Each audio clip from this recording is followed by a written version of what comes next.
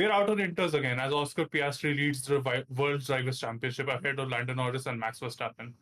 We have had a bit of a break since China, to help break us down these four races. We've got our first guest for the show. Trav joins us. He's a Counter-Strike commentator and an F1 fan. So Trav, what's going on? How has the season been so far? Honestly, listen, I've been a fan for a very long time. I'm all a Counter-Strike guy. Obviously, I started commentating about 5 years ago, but Formula One is more. We're talking 2007. We're talking my first race I watched was like when I was 9 years old. China Grand Prix 2006, maybe something like that. And then obviously I got hooked at the beginning of 2007. Loved F1 ever since. Kind of only maybe missed 3 races or so in all those years. I managed to kind of catch some even during casting sometimes. Just have the race on my second monitor muted. Shush, Wow. don't tell my employer.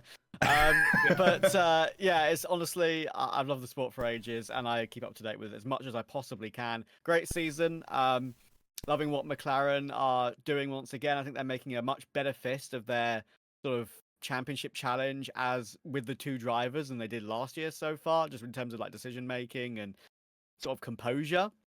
It feels like so.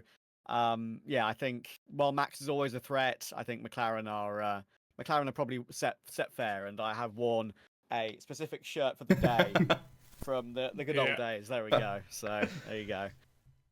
Yeah, so a proper OG fan to help us deal with all the shenanigans that have been going on. So, Quacke, let's get this show started. We had a triple header that we're going to recap first off. Suzuka, Bahrain, Saudi Arabia. That is how we ended up in a position where Oscar has taken the championship in Miami. So, starting with Suzuka, it was going into the event. We talked about how Yuki Tsunoda was one of the big stories coming in, but I don't think any of us expected the turnaround. Red Bull somehow managed to pull out of the RB21. What was Suzuka weekend like, and Max's miracle pole, as we have called it? Look, I think it was just one of those classic, like, get yourself into a good position and then just head down, make the race happen. Because this is a long time ago now. As I remember the race, not a lot happened. It was almost boring. The fact that we were just driving. It was one of those where people who don't like F1 would say we're just driving around in circles. Yeah. And it was they managed to get seemingly random pace out of the car, and I don't really see why. Like, Suzuka has always been a good track for Red Bull, I suppose, and always for Max. So maybe it's just that, like, yeah, there's some familiarity and you just make stuff click, which hasn't been working before. But I don't have much of a read on what exactly went right. Yeah. So, what do you think, Trav? Like, Max has been pulling out amazing performances. Suzuka was the first one that we got, and he managed to convert it into a win. Suzuka is a classic track that we've seen for years, and everyone loves. Every single driver enjoys driving around it. But the race we got was more like a Monaco than a proper racing track. What do you think went wrong at Suzuka, and what do you think went so right for Red Bull?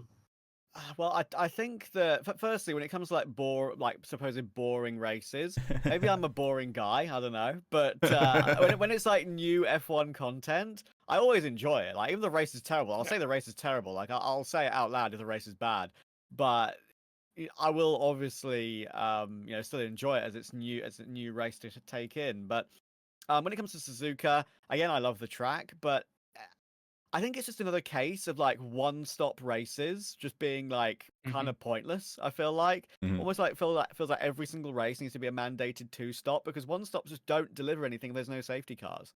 So I don't know. I mean, I think, and when it comes to Max as well, as Quacke said, I think it's just obvious that he likes the track, Red Bull favorite. And he's still, I mean, I'm probably going to repeat myself quite a lot over the course of our sort of talk over the next few races. But I just think he's got like extra 2%. Like, it's actually just crazy. He's in his prime. He might not win this year's championship, but if he does win this year's championship in a very, very, very, very clearly inferior car, people can argue inferior cars from years gone by, and people still cry and debate about that online, to this day, right? But this is an obviously inferior car, and if he wins the championship as his most legendary one by far, going to be almost impossible. I feel like if there's anyone who can do it, it feels like it's going to be Max. I don't know, man. He's Red Bull are behind Mercedes in the championship standing, so that would be quite something. Yeah, I think as you point out, Max has just that extra gear that he can get into, where he just randomly pulls out a 3/10 advantage over the field, where nobody was expecting it. Red Bull was maybe half a second back behind the McLarens, and that will become a recurring theme, as you say, across this entire triple header. I think just the fact that Max is able to do that might keep him in the championship, but uh, do you think it will be enough to allow him to defend his title and maybe go for a fifth? I think that's a little bit too far because I mean, listen, they've got an upgrade planned, right? Is it Barcelona or Yeah. something? They've got an upgrade Yes. planned. Been a lot of something talk like about that, yeah. Yeah, okay. Like that's gonna obviously change something you would think for them, but I don't think McLaren are gonna sit idly by. Of course, there are some teams that are already focusing on next year for good reason. But McLaren know they're in an amazing position here, and they're not just gonna let them get caught up in the development race in a championship where they should one win the constructors and two finally win a drivers. So yeah, I'm really looking forward to seeing if Red Bull can kind of close it up, because historically when seasons go on to the latter stages, if the championship is not closely contested, say McLaren or Piastri or Lando have won the championship with like 5 races to go or whoever, right? Usually the field closes up because other teams are focusing on next year and like not putting as much effort into the development race, and that's when actually the races can get really fun towards like the end of the year, and we can get like much closer competitive sort of teams. Even now, I will say, incredibly close and competitive. I think it was like 1 second between like the whole field at one point during one of these races, right? But that's modern F1, and yeah, I think I really want to see that close up, but I don't think McLaren will want to allow that to happen, even if Red Bull do get some good changes with their development. I've just remembered something about the Japanese Grand Prix, which I think I had forgotten. Wasn't that the one where McLaren kind of threw it away with their pit stop strategy? They could have left one of the cars out long to block Max, but instead they pitted both cars early and Max got to run long and got a big win out of that. So. Yeah, there was a possibility to do that, but I think given McLaren's dominant position across the whole year, they were really hesitant to favor one driver over the other. And we have seen how unsure McLaren can be about their strategic decisions, especially when it comes to dealing with both their drivers. So I think that's how they justified it. But you're right, if they had managed to pull that strategy off, there was a slight chance that they could have kept Norris out, even though he might have dropped into traffic. Yeah, because I feel like that's the sort of thing.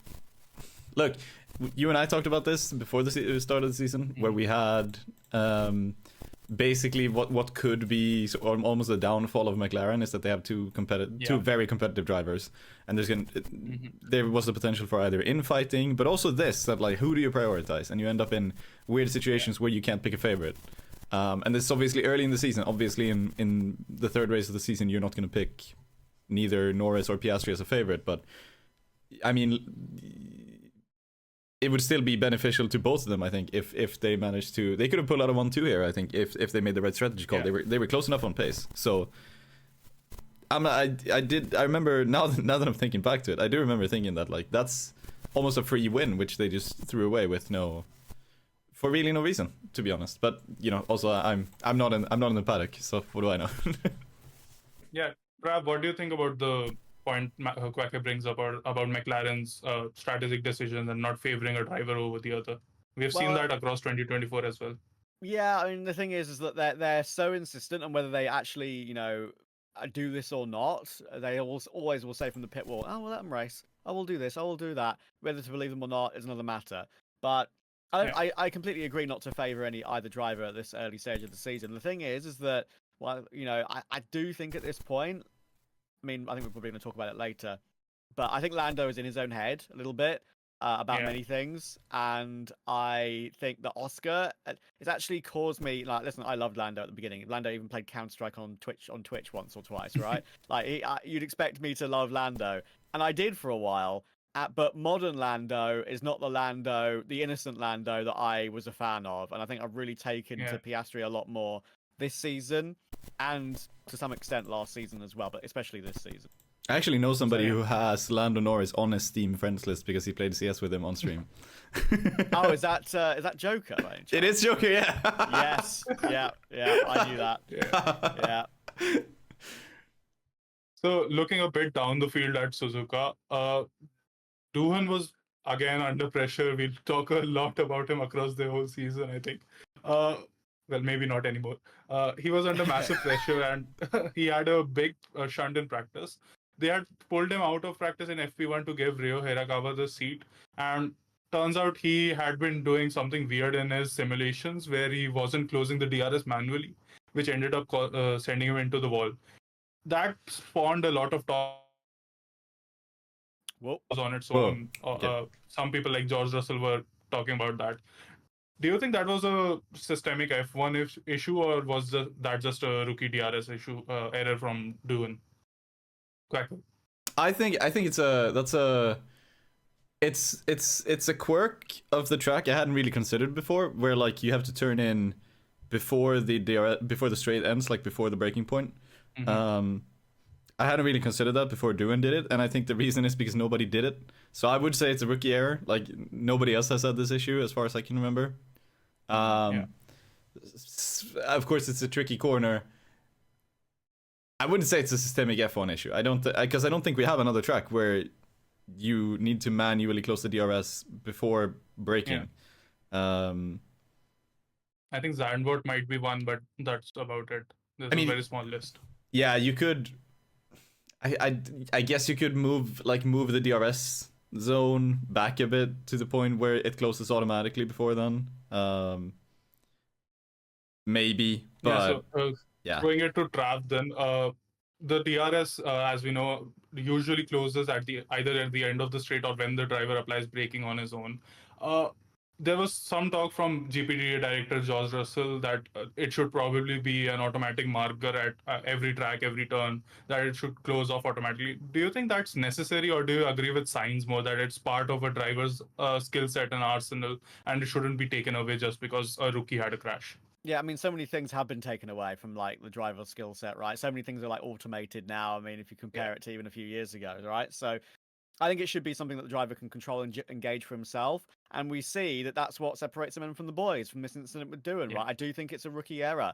If I'm not mistaken, I read something along the lines of, listen, he tried it in the sim, which we mentioned that already, but tried it in the sim, but no other, like, it wasn't proven at the track at all. And the first time he went on a push lap, he tried it without the DRS. It's not like he tried it with the DRS. It's not like he went for a push lap, then tried it without the DRS. It's like, okay, it feels okay. I'll try it with the DRS this time. I think he did it straight away on one of his early push laps in that session. So it's like, that is a clear just misjudgment of video game to real life. I can do this in the video game. Why can't I do this in real life? You know. I know DRS obviously used to be constant throughout the lapping qualifying in like 2010, 2012 to that era, right? Mm-hmm. Which is a pretty crazy era. We saw I think we saw a couple of crashes due to that. I think there's like the bit after the chicane in Melbourne where you go like that flat out right kink before the next right-hander. Like I think drivers used to try and use DRS there every now and then, if I remember correctly. I might be wrong on that one. I don't know back then. But realistically, Turn 1 at Suzuka is probably the worst corner on the calendar for giving that a go, because you are literally flat out for a split second turning into the right-hander before you actually brake, right? And then like ease your way into the apex. So yeah, it's a silly move. And I agree with I kind of agree that it should be a driver decision rather than mandated. Yeah. And the other midfield team that we should talk about at Suzuka, after the disastrous first two races where they kept throwing away points after points, once Tsunoda is out of the car, it turns out RB can just get their strategy nailed. Hajar finally gets points for the team with the 7th place at Suzuka. Liam still struggles a bit, but overall a very positive weekend for Racing Bulls. Very good, very good. Like they did excellent here. Obviously, like quite. Mm-hmm. It's hard to take anything from Liam here. He was in a rough spot. He just lost his main team seat, and he ended up in RB with quite short notice. But I mean, Isaac has been really promising, even up until this point. Isaac was really promising early on. So it was nice to see him materialize that. Look, at the time we didn't know this, but it's he's sort of kept going. Like he's kept showing up in these really good positions where before you would have somebody like Tsunoda ending up in these like lower points or like upper 11th, 12th, these kind of positions relatively consistently. So for that reason, I feel like RB. I honestly thought maybe Hadjar would be one of the worst drivers of the year. I thought maybe he would end up with not doing too good. I wasn't too impressed by his F2 campaign, and I felt like, you know, maybe things could go a bit wrong. And you never know what kind of car RB or VCarb or AlphaTauri or Toro Rosso, whatever you want to call them. You never know what car they're Also gonna. in my heart. Yeah, all right. Whatever minority is gonna turn up, you don't know.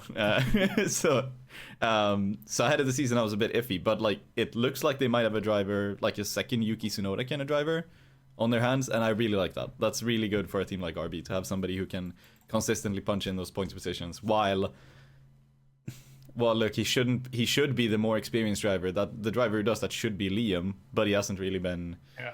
He hasn't really been doing that, and at this point, I'm starting to wonder if he ever will. It's good that they have something to really put them up the order, put them up above Sauber and all that. Yeah. Yeah. So before we move on to the next race, Trav, I think you were at the F175 launch event this year. Yes, I was. Very luckily, by the way. That's extreme fortune. I have a friend called Harry. I think it's something on the lines of like his dad has like tickets for the event because he like works around the arena or something. I don't know. It's like free. And he was like, he knew I loved F1. I kind of inquired about it. I think Zipple, the skins guy on Twitter, obviously knows him as well. I tweeted about it saying I tried to buy a ticket, couldn't get in. It was like, at Harry, can you help him out? I was like, and Harry messaged me and he could, and that was actually crazy, right? Like, I mean, Wow. Yeah.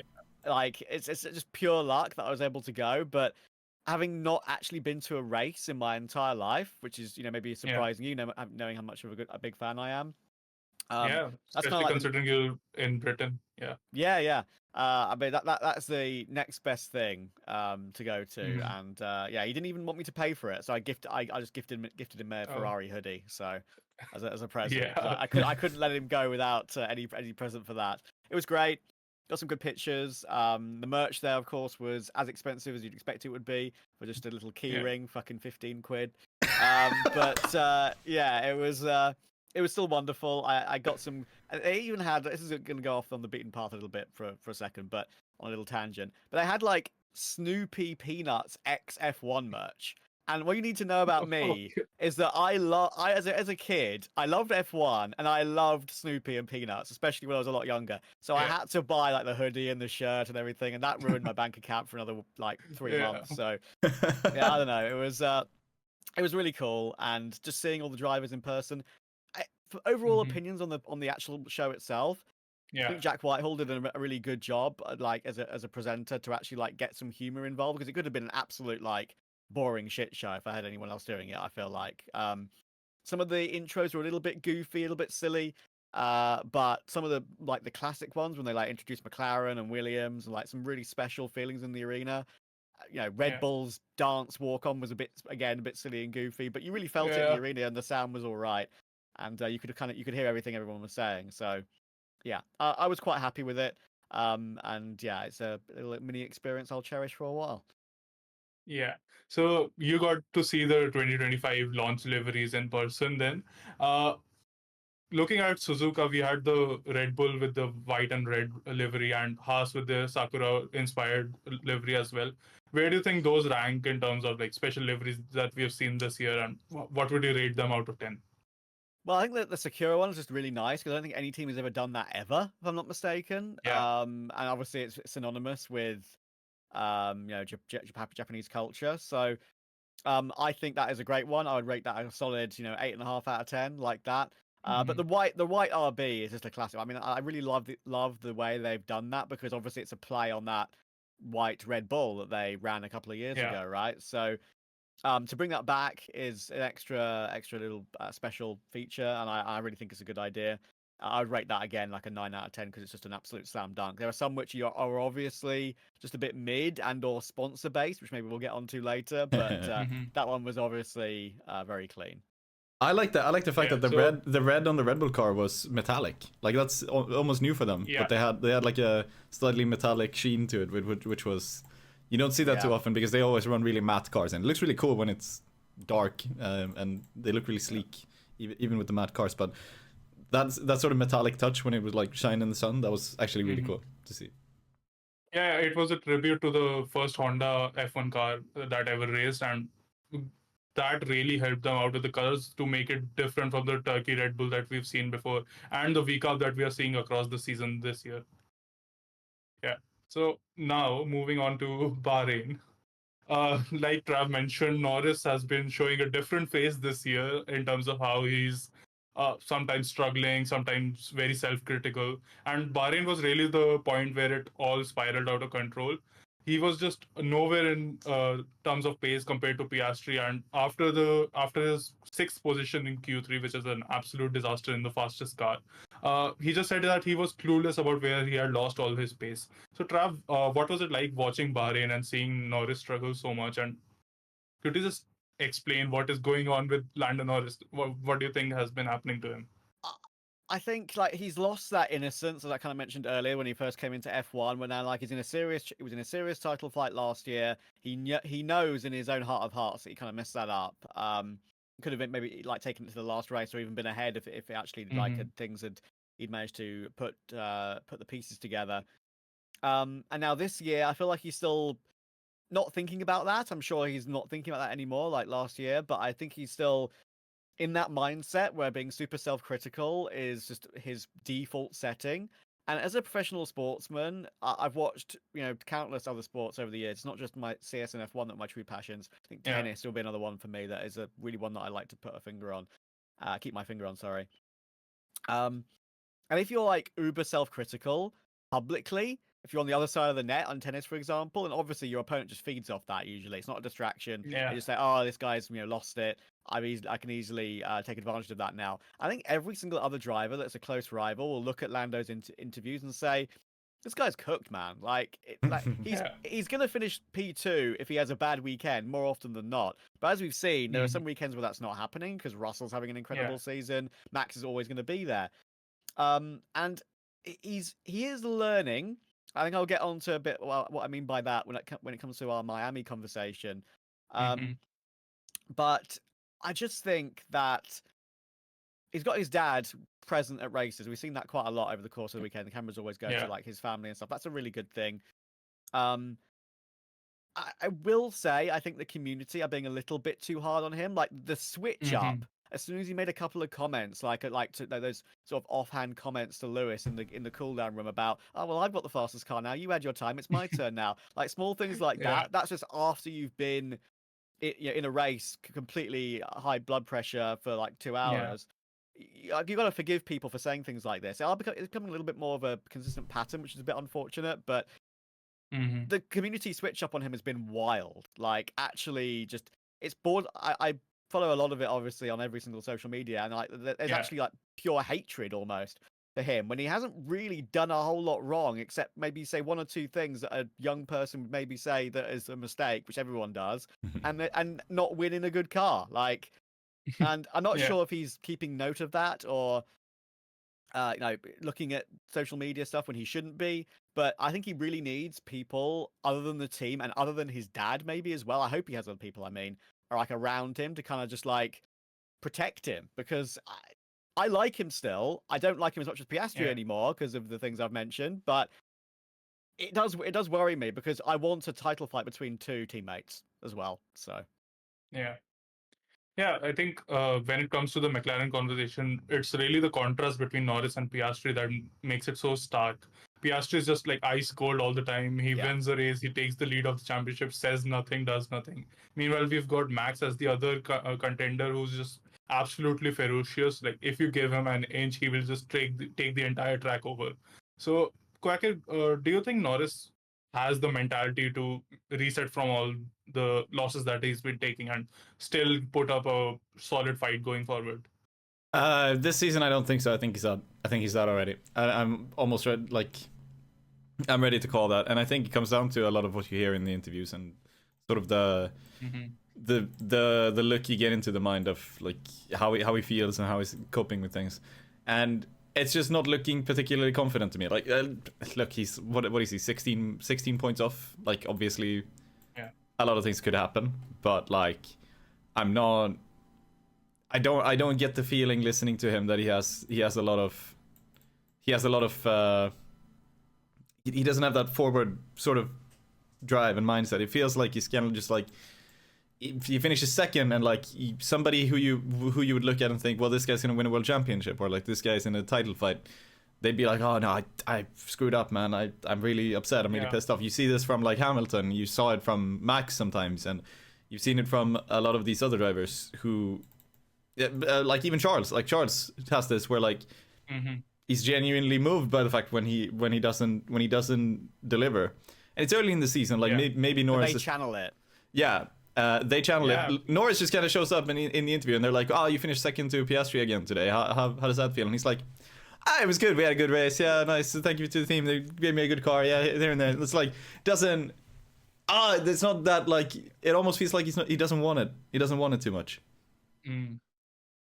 But maybe it's not the case, but it's easy to read into body language, right? Like it's what we have to do sometimes. We don't know them personally, so yeah, maybe he's playing the long game. Like maybe it feels like 4 races in doesn't matter, but like maybe in the 19th race it's going to be different. But it just feels like you have to want it now. You have to want it all season, and you have to go 100% to get it, even if it's your teammate, even if you are maybe really the best driver. Or if you think that, then it doesn't really matter. You have to go for it 100%. And it just feels like he's not doing that. If you just look at last season, Max won the championship largely because he did not leave any results on the table at the start of the year. Even as late at Canada and Barcelona, he was pulling out miracles in the car that was slowly deteriorating compared to the McLaren. So I think if Norris gives up right now, that's going to, as you say, cost him the championship, and he'll be out of the running very quickly. So while Norris was struggling and Red Bull had almost no pace whatsoever, Piastri just put in a brilliant lap on Bahrain again and takes his pole position. Considering this was the track where he was in his first year, not even finishing in the race, starting like back of the grid. Then even in previous years, we've seen it's not been a track that has been an absolute nailed-on Piastri performance. He just takes pole, cleans up the race, and closes down the points gap to Norris. Quacke, how do you analyze Piastri's performance there? I mean, it's starting to become just a classic Piastri thing where he can qualify well, not always, but sometimes. But he just delivers solid pace, consistent pace. You don't really see in the race where sometimes with Norris or with Max, you'll actually see the fluctuations in pace quite a bit, where you'll see like couple of laps where he's really catching, you can tell that he's probably the fastest guy on track, and then other times they have to recharge or like the tires wear down. I feel like Piastri is better at managing that. Like you see more consistent pace out of it, where like he's not always as quick, he's not always like taking half a second out of the car in front of him constantly, but he's also not really in the times when he's close and he has to deliver, he can usually deliver to close the gap. And like Bahrain is one of those where like he's in front, he stays in front, and he wins. Like that's not he doesn't have to catch anybody, but it's still like he keeps that consistent pace. He manages to keep the car behind. And look, we've had other drivers start up front and throw away leads like this, and this is maybe a difference maker to me. What I feel like is a like what is a championship winning driver and what isn't. Is like how well do you cope with being at the front and being the best and keeping others behind you, because it's not easy when you are being chased for the entire race. So I like it, and I think we've seen it for a couple of races now, and I hope we see it for more races. Yeah, we'll get more of a chance to talk about Piastri in the upcoming races as well. So I'll throw this to Trav. Red Bull had a very weird issue with the pit stop gantries where the simple button and light system that they have did not work and caused Max Verstappen and Yuki Tsunoda both to have very slow stops. And then that just added to Max's struggles. At the end of the race, he was battling Pierre Gasly for a 6th position. Have you ever seen such a pit stop issue, such a simple pit stop issue cost someone so much? And what do you think Max was doing in that race? Like, fighting for P6 shouldn't really be a Red Bull, even at its worst. I think like there is a limit at the end of the day for Max, right? Like, listen, he's incredible, and he can very, very clearly, with the car tailored to him, as we all know, outperform it compared to his teammate by seconds sometimes. But listen, if the car is at its absolute peak and he's getting caught by Gasly, that shows you that he's kind of delivering everything he possibly can. I guess he wouldn't be accepting that in his own mind at all. So it's probably the maximum he could possibly do. I'm willing to think, Red Bull's had a bad weekend. There are some weekends where his pure pace will get him pole, but he'll fall away in the race over the race distance. And maybe then he'll finish like third or whatever. But in races like that, where he maybe starts a little bit lower, it's very hard for him to push up, get track position, and sort of keep controlling like DRS wakes for other drivers and stuff like that, and just continue pulling away from that back pack. I still think, as you say, it was a bad weekend. The pit lane thing, obviously, we're going to get into that a lot more in Miami due to that madness that happened. But I do think that it's using the automated system is probably, maybe it saves teams like thousandths, maybe.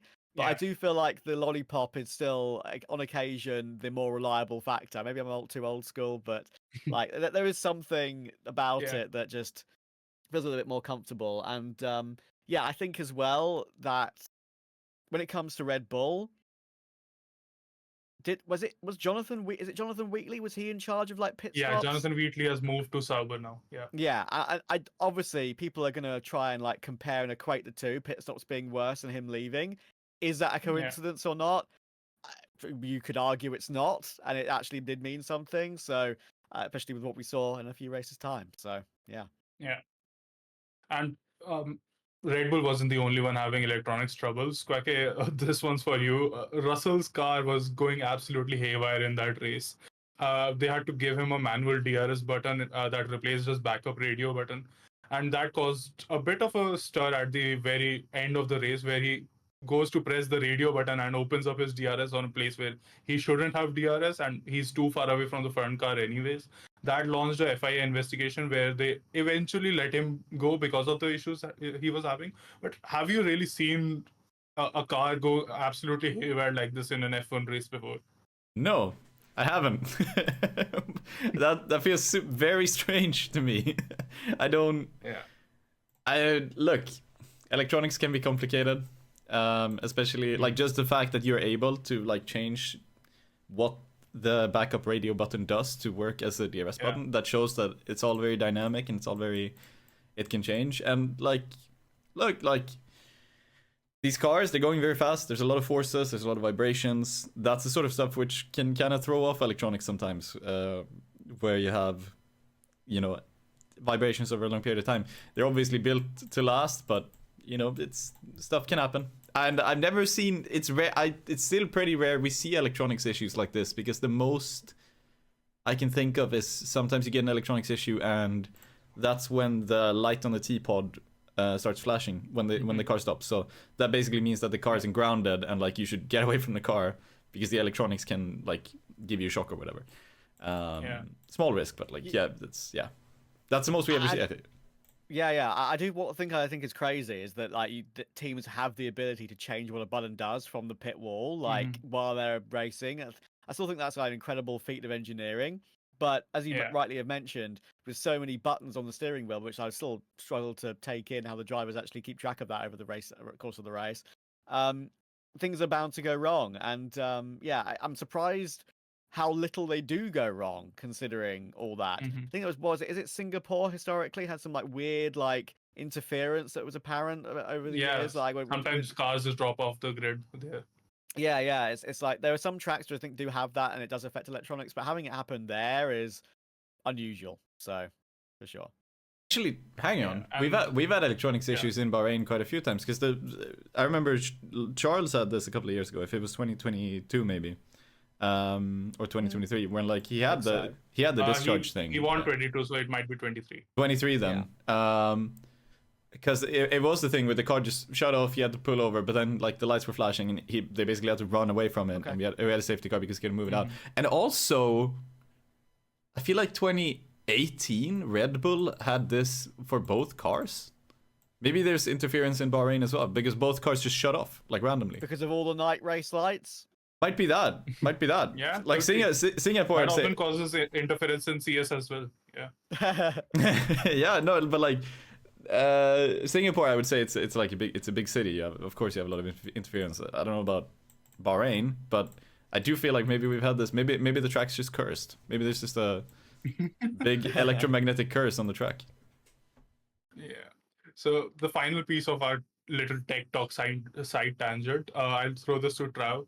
We've seen races like Qatar 23 really push drivers to the edge in terms of exhaustion and the heat that they are enduring. Russell debuted the cooling vest that they have been trying to introduce over the past year or so at the Bahrain race. Do you think that's a good innovation, or do you agree with more with Lewis Hamilton that it's an unnecessary thing that they don't really need? Well, before the race, I think absolutely do everything you can possibly do to cool yourself down before you actually get into the car. Because what is it like? We were edging toward 50 degrees in the cockpit, right? Yeah. In some of those races, which is just ridiculous. Mhm. Like we're getting toward almost like burn levels of temperature, which we've heard like Alonso complain about his back and his rear hurting. Same with Hamilton in certain races. I think that there have been multiple things in the past which drivers have used, right? These ice vests, but obviously not as high tech as Russell's. Before the race, have at it, do everything you possibly can. During the race, I think you kind of just have to deal with it. Like you do all this training, all this like high altitude running, and all these ridiculous hours in the gym to train for these sort of races, and you only get like 2 or 3 per year. You get Singapore because it's one of the longer ones as well, and you get Qatar. So if you only have like a small amount of them per year, I think it's right that in a championship where you have tons of different countries you go to have 1 or 2 races that really like pushes them a little bit further. So, and we saw like some drivers couldn't deal with it in Qatar. Yeah. Maybe that is a little bit too far to have drivers not be able to like climb out the cockpit themselves, because that's dangerous if they have a crash. Of course, you'd hope that adrenaline would take over and they'll be able to hop out. But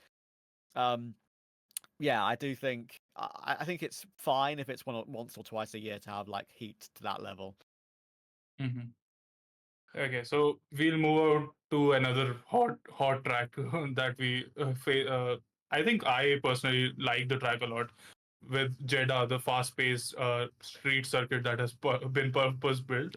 I think before we talk about Max's pole again, because I think it was a really good lap again, but what I noticed was this might be another place where McLaren lost the plot. They had 2 very fast drivers. Norris obviously shunted it into the wall, so he couldn't actually do what Red Bull did, where they had Yuki Tsunoda give Max the slipstream in the first sector and allowed Max to carry a lot more speed throughout his lap. Do you think that is something McLaren might have to do in the future if Max keeps pulling off these miracle performances? Quacke? I think that they might need to do it. I think every team, like, it's something every team can benefit from because every team has 2 drivers. But this is also like the the 2 most tense moments between 2 competitive drivers in the same team. It's always when one of them is behind the other, trying to be let by in a race, and it's also whoever's in front in qualifying. Like, it's every season we have something with like Lewis and Russell, or probably at later this year, Max and Daniel. Yeah, that's a big one. Probably sometime this year we're gonna have it with Lewis and Charles, like debating about who is in front, who is gonna do the towing. And Red Bull obviously have a bit of an advantage there because, look, if it's Q3, Max is not gonna give a tow to Yuki. That's probably maybe even written explicitly in the contract. But like, you're not. McLaren are definite, especially if it keeps being this close. If it keeps being like a 16-point margin, like that's basically a 1 race margin between Piastri and Norris. No, I don't think we're gonna see them do it. I think they could use it, and that might be something which again, like, that might be a loss to them. So it's a give and take you have with having a very competitive driver lineup in a team, is that you might need to make very tough calls, and your drivers might not agree with those calls.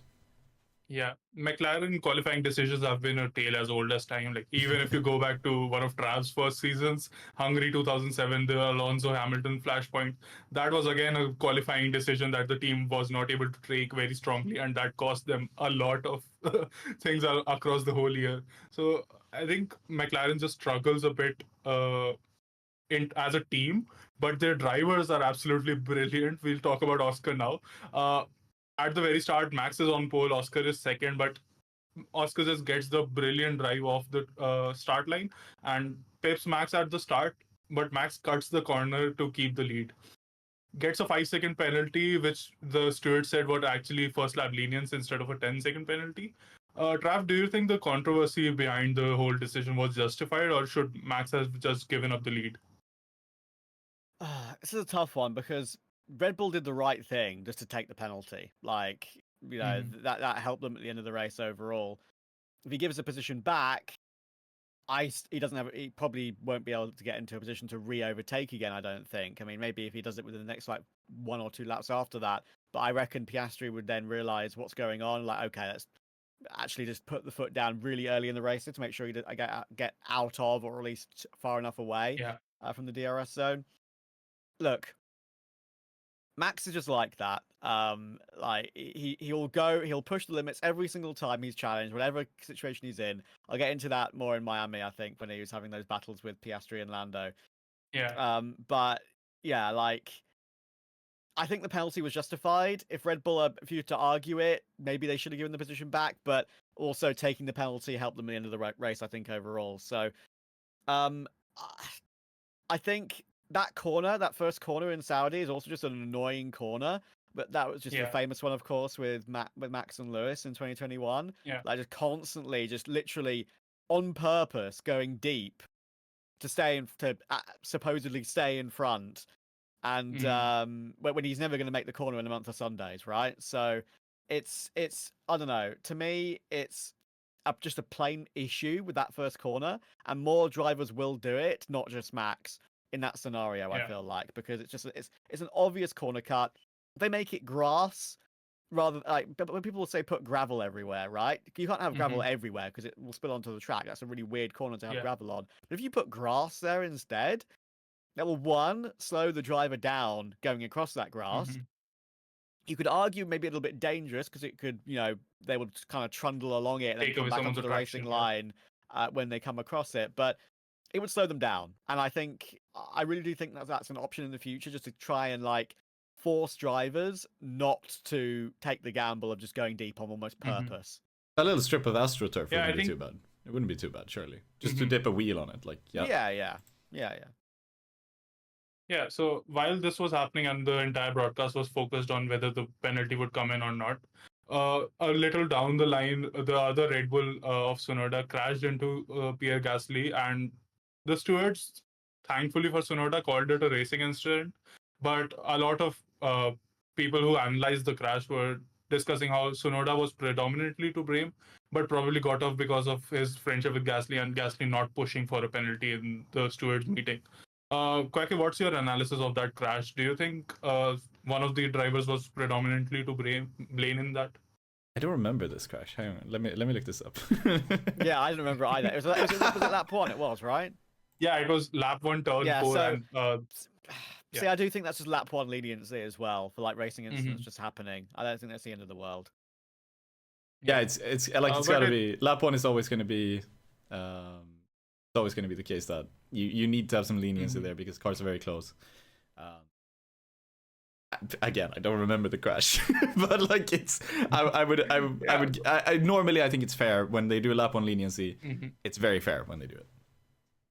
Yeah, I think lap 1, like you say, is always a bit of a incident-prone area. And luckily for us, that set up a lot of excitement further down the pack since 2 of the front runners were gone.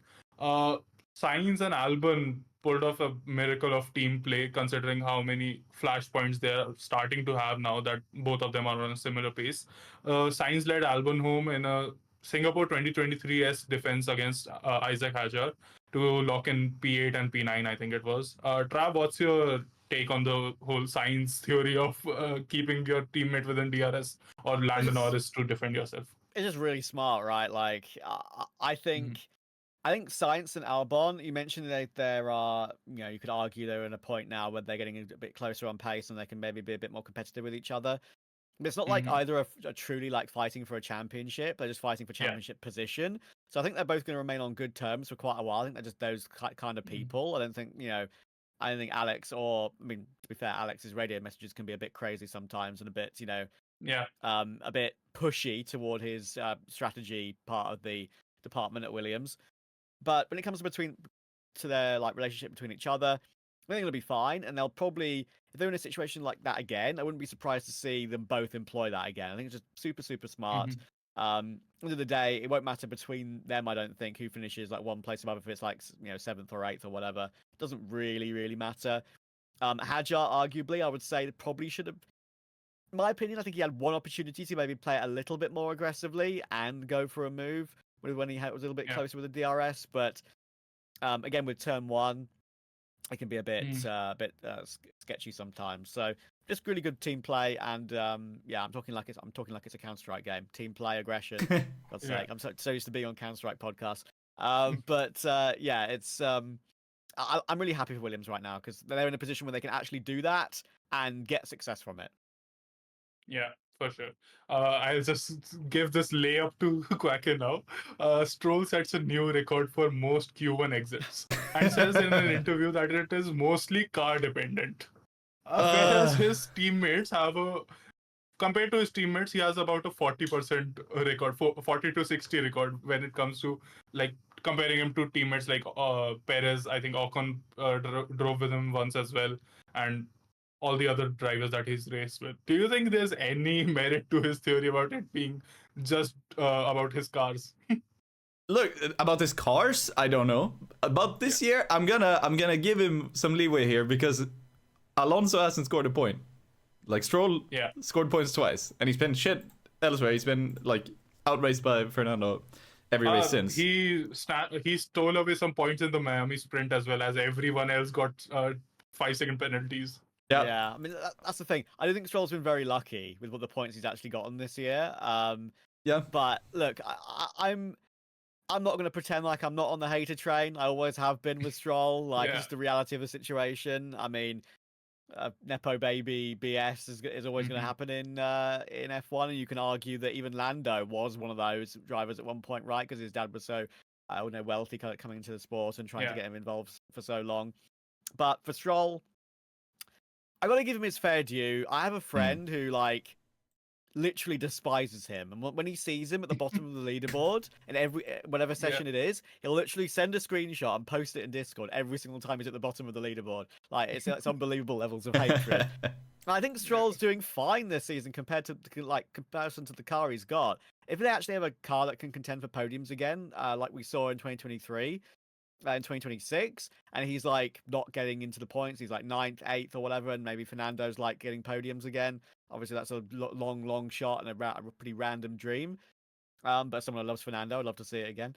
But yeah, I think for now he's doing fine. And I think there are other seasons and other races where you can be way more critical of him than what he's done and what he's said this year. Because last year, and there's incidents with like Ricardo, like running into the back of him under the safety car because he broke too early, and the famous Interlagos driving straight into the gravel trap. Like the guy has a screw loose. I'm convinced of it. There's something not right up there. But like he's still an okay racing driver, just not good enough. Technically good enough for Formula One, in my opinion. But he's there. He's doing a job, and what can you say? It's fine at the moment. I think what he means is the fact that when it's car dependent, it's like. This year, Fernando's not qualifying either. Like, the same qualifying session, or sorry, the next qualifying session, Fernando was 2 spaces above him in 17th. So, the thing with Stroll is, I can't remember a single Stroll overtake, and still somehow he gets into the points occasionally. He's such a qualifying dependent driver because in the race he has one trick, and it's to get his head down and drive at a decent pace, and he does it almost every time. It's just that you can't just like get your head down and just out strategy everybody from P19 to P8. You can't do that, especially in a midfield car. You can do it from P11 to P8. That's perfectly fine, but you have to qualify for P11 in that case. So Stroll has always had this. So like if he qualifies P19, he's going to be one of the worst drivers. He's going to, because he can't catch the other drivers to the same degree, and if he does, he can't get past them to the same degree. It just ends up with, if he qualifies fine, he's probably going to finish fine. And he's not doing that. The car's kind of shit this year. Like, Fernando's not doing much either.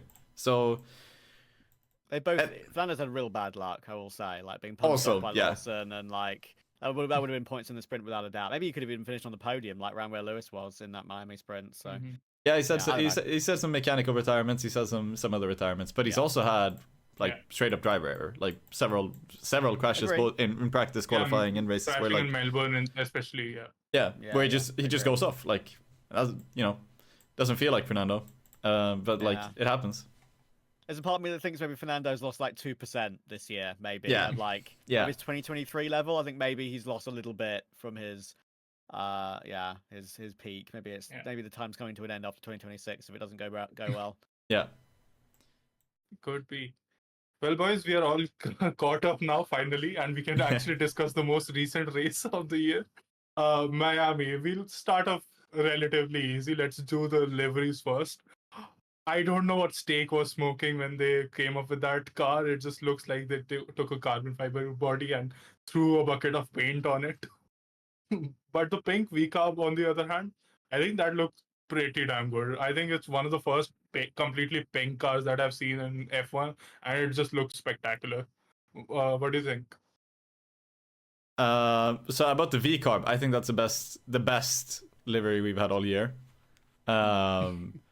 And it's not going to be beaten. There's no way you can top that car. That was so good. I love that car. And then the rest, like, we also have the worst livery of the season of the year, I think, which is the Ferrari. It's awful. I hate it. Why did they do this?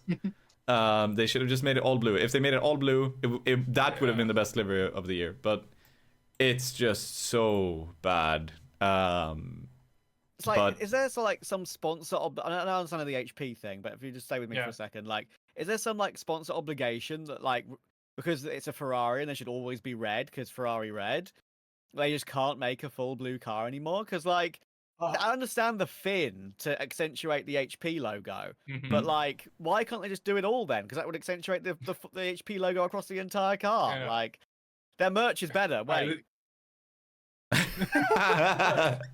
Look, this is their Miami hat from That's excellent. Yeah. like one of the years before, and it doesn't even have the HP logo on it, and it's sick. It's full blue. It's a great blue color. Get that on the car, Yeah. please. Save me, Ferrari, from this shit blue. Yeah, film. I think like I don't even think Enzo Ferrari would have an issue with painting his car blue, considering he allowed it to be run that way in previous American races back in like 70s and 80s. So I don't even think there's a historical reason for not doing that. I just don't know why they keep doing that. Like someone call up HP and tell them to give them another couple of $1 million to make that happen, man. Oh dear. Yeah. So Yeah, like talking. Yeah. no, they should have made it all blue because you could have done the callback. You could have done the callback to like remember when we ran in blue, and you could have done. Yeah. I don't know if there's a Ferrari are kind of weird with their sponsors because unlike some other teams where they different teams do this differently. Ferrari always include the original colors of their sponsor logos. Like Shell get to keep their yellow and like you had stuff with I think they had UPS back in the day. And they also got to keep their like brownish and yellow color, and HP obviously get to keep their blue. Whatever Mission Winnow, they got to keep their really bright green, which looked really weird. The fake Marlboro sponsorship. Yes. Exactly, yeah. So Mission win now, yes. yes, that was quite funny. But then it's like, there's nobody on the car who's other than Ferrari who needed to be red. Like Right. Yeah. nobody. Like I think they even said that this special livery was lighter. This was the livery was lighter than the normal livery. So why didn't you just make it all blue then? And it could all be lighter. Like, why? What's if the red paint's heavy? Just make it blue for this race. Maybe they would have won. It's like it doesn't make any sense to me what they're doing, and they keep doing it every year in Miami. I'm assuming HP just have in the contract that like for the Miami Grand Prix you run an HP blue livery for whatever reason. Yeah, and in Monza they ran a full black like carbon fiber like race suit and stuff, but they didn't run it on the car. Like a black Ferrari, dude. Oh, Would be so sick. imagine the Would be black Mercedes was so good. Why don't we just make a for black sure. Ferrari, man? Come on. Yeah. Well, Ferrari might not be winning the livery game, but who was on top in the sprint qualifying. Kimi Antonelli takes his maiden sprint pole. Not quite the full Grand Prix pole, but still, for a rookie coming in, it's an absolutely brilliant performance.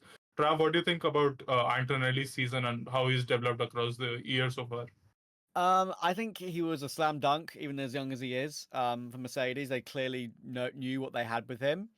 I think he's very likable. I think he's already saying things on the radio that I would say are a good things to say. Good things to say on the radio, like the right things to say, even as a youngster. He's not. He's getting mildly upset, even though he's not really getting upset at all. Just like mildly when he needs to be, and making his point when he needs to make it. And Yeah. I think when it comes to his pace as well, it's George didn't have one of the best weekends in Miami overall. Like he was actually off the pace for quite a while, but like kind of lucked into his final finishing position as he sometimes always seems to do. Yeah. But I think Antonelli, the fact that he's almost matching George in some of these races already after like a tiny bit of a slow start is like a really, really good sign for someone coming into the team as a fresh youngster. And I really think that if they can somehow keep that driver lineup, even if they maybe they desperately want Max one day, who knows? But I think that's just an incredibly strong driver lineup, and Antonelli, the fact that he's where he is already, it can only be praised, and it makes me excited for his future because I think like he's one of those drivers now that you're gonna have to look at when we move past the era of like Hamilton and Alonso and everyone else. So he needs to be our next star, and I think he already is that. Yeah, he's showing good stuff, and he's showing. I would say he's exceeding the bare minimum for sure. Because as I recall, this race he had a battle with Albon, obviously who finished behind, but there was also other drivers involved there. I think Leclerc was up there, and like if this was in 2 years, if this was in 3 years, I would expect him to overtake Albon and catch Verstappen. But for his rookie season in a car like this, he's absolutely exceeding the minimum because he didn't need to be this close to. Like, he didn't need to get past the Ferrari drivers, who I think at least one of them was ahead of him at some point. But he did. Like, he manages to stay ahead as well. And he manages to keep up with, like, staying in the points. That's really good. There are other rookies this year in top flight teams who have absolutely not done that. There are more experienced drivers in top teams who aren't doing that whatsoever. So, very good. Very good. I like him. And, like, the sprint... Yeah. Look, he qualifies really well, and then he kind of drops out of it for the race. That's gonna happen. I think the car is a bit slower, but yeah, it's he handled it well. He handled it very well. Yeah, so Trav might not know this, but Quacke had a prediction at the start of the year that Kimi Antonelli would not outscore Michael Schumacher's Mercedes seasons. While still getting a win. So for that to happen, he needed to get at most 49 points, including 25 from a win. Yep. And right now, as we are recording this podcast, he sits at exactly 48 points. So I was just like, how insane was that prediction? That is one of the craziest ones I've heard in a while. I respect the madness on it, but that's. Yeah, I mean, there's a big difference between a 40-year-old Michael Schumacher and an 18-year-old young gun Antonelli, isn't there? So, Quacke, I think you need to lock in, my friend. Yeah, that was like it ended up. I think it was after China where I ended up looking and I was like, okay, so if he gets the win, I have 1 point of margin and I can still be correct. So, what had to happen then was he got a race win and then 1 point. No other point. Yeah. No, the idea was that I thought he was gonna be so up and down, so streaky and so up and down that. Oh, look, I thought I didn't. I was being bold for the sake of being bold, but I did think that the way this could happen theoretically was he had such high peaks but also so low lows where like he'd end up sort of where Lawson is right now, but then he also had this one weekend where he just locks in and gets the win. So that was sort of where I was at. Didn't happen. I would have honestly loved to see it happen, having both the worst season of any Mercedes driver ever while scoring a win for them. That would be quite a storyline. It would be quite an entrance in the Formula 1 scene, but it's better for him that he's done this, so that's good. That's good. another rookie that won't be scoring his first F1 win anytime soon. We can finally talk about everything that's been going on with Jack Doohan. It started spiraling out in sprint qualifying itself, where the team released both Alpine cars out, and Doohan had to be wheeled back into the garage because he was going to hit the pit wall itself. Uh, do you think the anger there was justified, or do you think Doohan should have been keeping his head down in that weekend and just trying to save his seat in some way? Trav, let's go with you. Well, because he was trying to save his seat, that's why he was crashing out a bit. Like, not crashing out as in crashing, but like mentally crashing out. You know, like he does both, unfortunately. Like the reality of the situation is he was on high alert. He was highly strung because he knew that it might be done anyway. Like whatever he does, even if he finishes like 5th or something ridiculous, like whatever happens, he was kind of cooked. And look, I think it's slightly a shame. Maybe I could quickly talk about it now. Like I think it is a shame because Gasly's not exactly had like a sterling year so far. Like Gasly has had these performances in occasional qualifying sessions and races where he's popped up into like P6, P7, like classic Gasly, just outperforming the Alpine. But despite those one or two, his races, consistent finishes, haven't been that impressive at all. It's not a great car.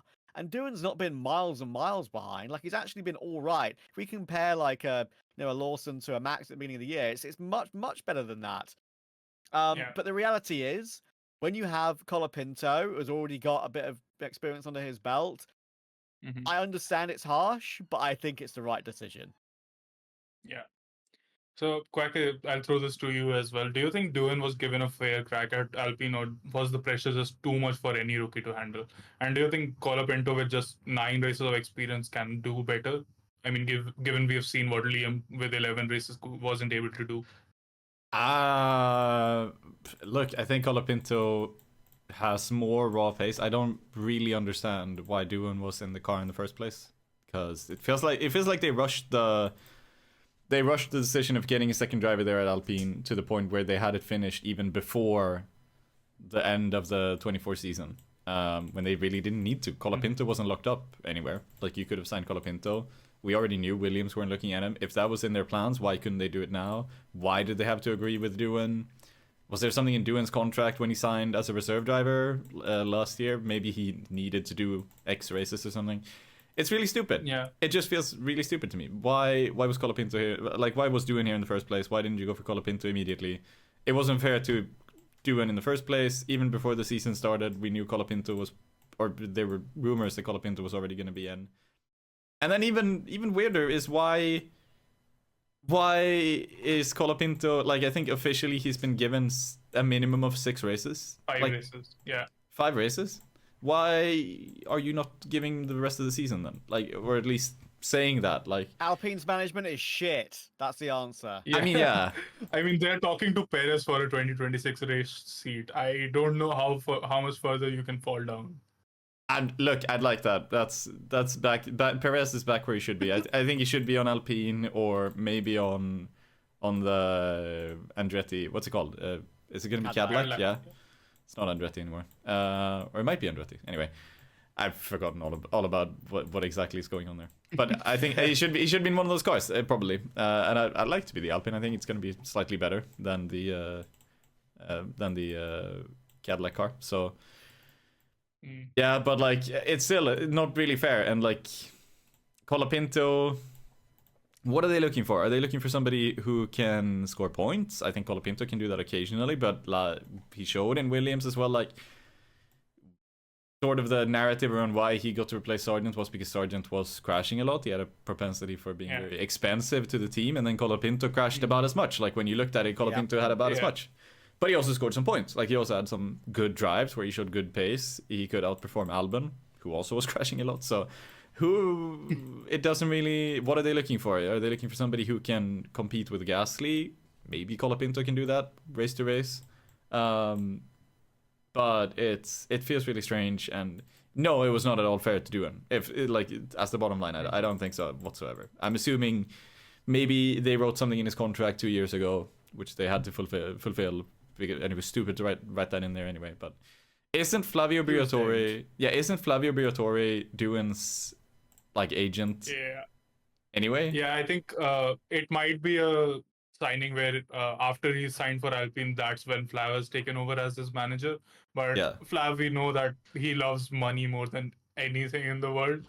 And Colapinto, as we have seen with both Williams and now Alpine, brings a lot of backing and potentially even brings over Perez's Spanish speaking, Portuguese speaking backing as well. So that might be one of the reasons why they have made that move as well. Yeah, Briatore is his manager and Alpine team advisor. Mm-hmm. Wow. A bit more than that now, maybe. Unfortunately. Yeah. Yeah, probably with Ollie Oaks.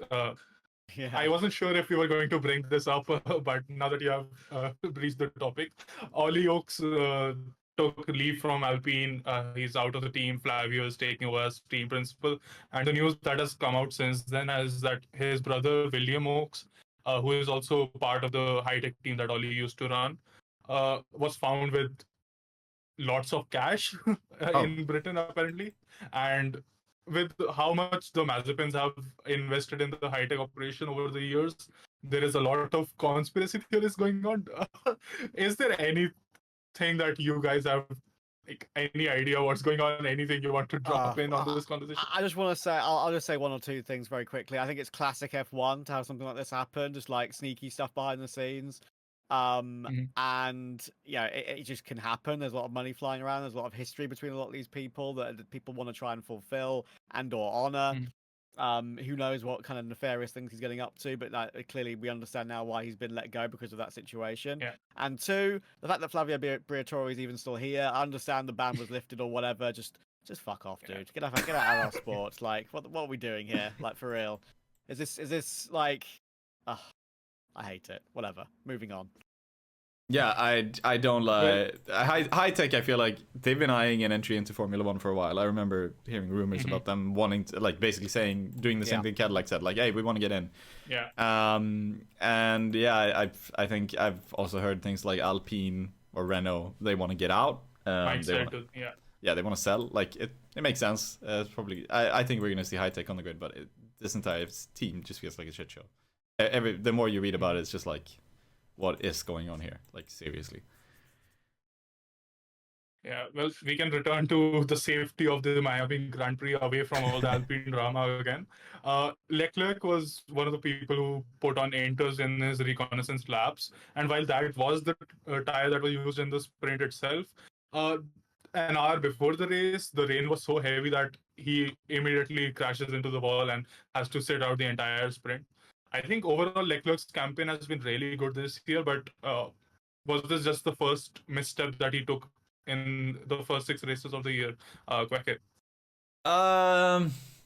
Yeah, maybe. I can't remember me thinking that Charles did any huge mistakes so far this year. He's been really solid. It's a pretty slow car, I feel like. Hamilton has been really close to him. They've both been running very close. We had some tension this season, or this race, where we end up with some heated radio calls from Hamilton. But yeah, I think he's been handling quite well, and I think this might be the first big misstep, really. But yeah, I can't say much. The sprint is for Ferrari. Obviously, those points are important, but I can't say that it's super here nor there so far. Like, sometimes when it's raining that much, and there is aquaplaning possibility, you can just be one of those unlucky drivers that hits the water at the wrong point, right? It's not like it's a singular entity on the ground which drivers should avoid because they know it's there. It changes, right? So the crash. Someone could have crashed. Someone did crash. It is what it is. It's aquaplaning. Move on. Well, talking about his Ferrari teammate Hamilton, then he was one of the lucky few who gained a lot of points from the sprint again. Sprint podium in Miami, sprint race win in China. Is the old man Lewis just a sprint merchant now, Trav? The thing is, what's really weird about him doing good in the sprints this year is because like when he was struggling with Mercedes, I feel like sprints were his worst weekends, like by quite a way. And I actually did wonder, part of me being a Hamilton fan since the very beginning, like even before he was in F1, like I looked at his results in sprints when he was struggling with Mercedes, and I was like, okay, in the modern era of F1, in Ferrari or wherever he's going to be, if he's struggling with sprints, you can't afford to struggle in sprints over the course of a full 24 race season, right? Because those points are actually important if it stays close over the course of the year. Maybe the chance of really pushing for a championship again is just never going to happen. Of course, probably feels likely that's going to be the case now. Probably won't happen, but I think it's a good sign that he's still doing well in the sprint. That the one in China, of course, was literally pure pace. And obviously then the disqualification was just Ferrari being Ferrari with classic, ride heights, I suppose, with the plankway, I think it was, right? So that's just unfortunate, but that's a really good sign because that was pure pace. So he shows that if it's there to be taken, he can take it and pull away in that sprint as well because he's very good on his tyre wear. In this one was luck, sure, but if there's one man who I trust in making the right call, pretty sure there was a radio call during that decision where it was like, okay, Lewis, we're going to put you on mediums. He was like, no, softs, Ferrari. I have to take softs here. Why don't you dare put me on medium? I obviously didn't say it like that, but he was like, no, softs. And that's good because he's being assertive. He's telling Ferrari what he wants, and Ferrari aren't ignoring him. We'll get onto more of that sort of team radio mishap during the race itself, right? But that's a good sign that he's making his own calls and still feels the track to the level that we know he can. And listen, maybe some things could have gone differently. Maybe Fernando didn't have an accident. Maybe he would have been up in fourth or whatever, maybe challenging him.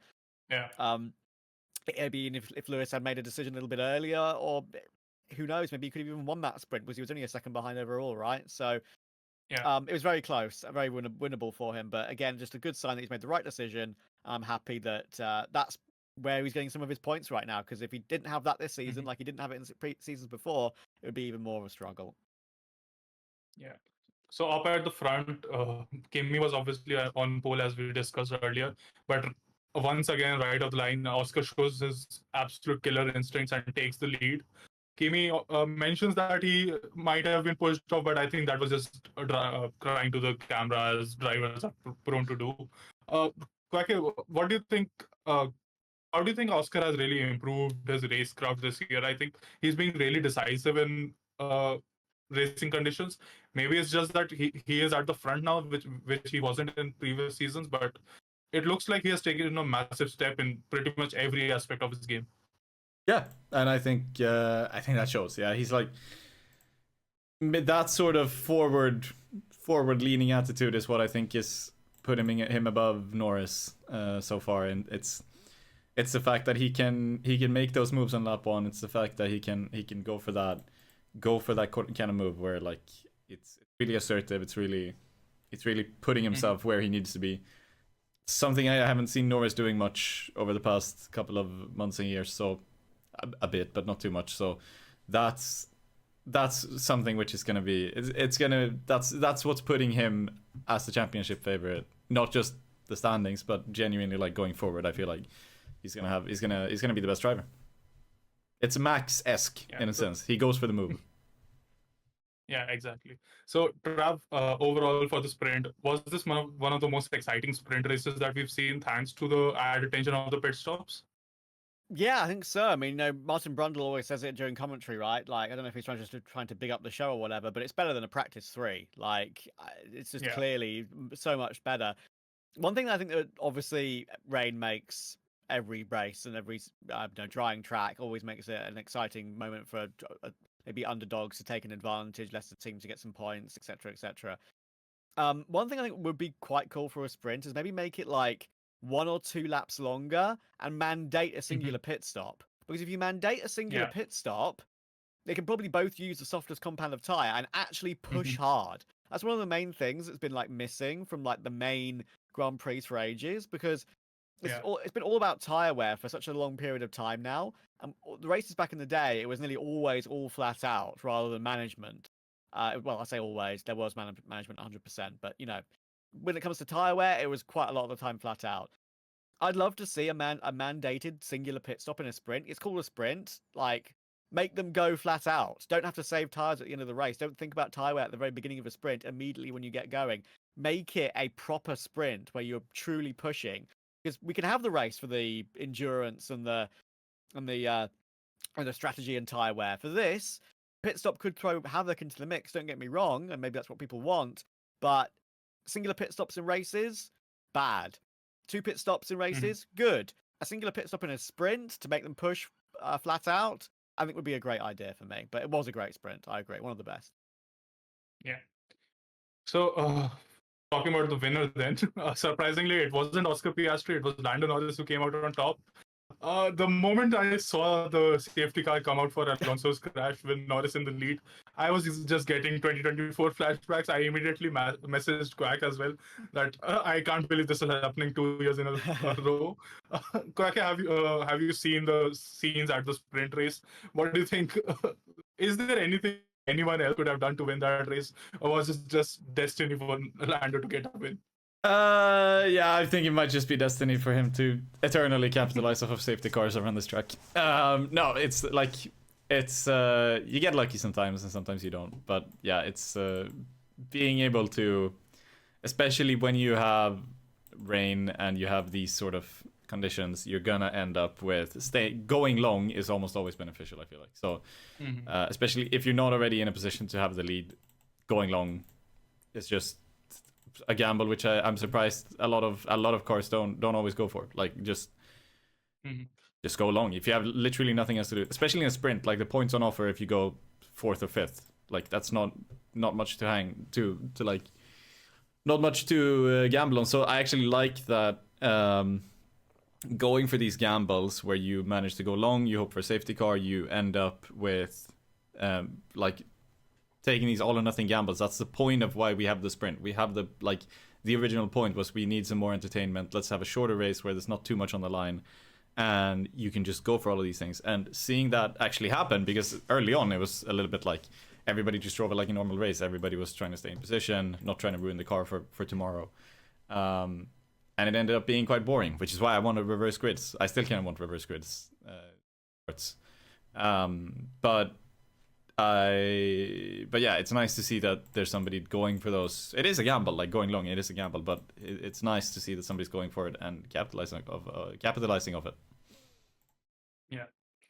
So that was the sprint race. Then we moved on to qualifying once again, and in another shocking twist of events, it was Max Verstappen coming out on top, while Lando Norris and Crofty both kept pushing the dad narrative that he might get a bit slower, that he might be doing something different now that he's a dad. But Max just bashed all of those claims and puts in another pole position.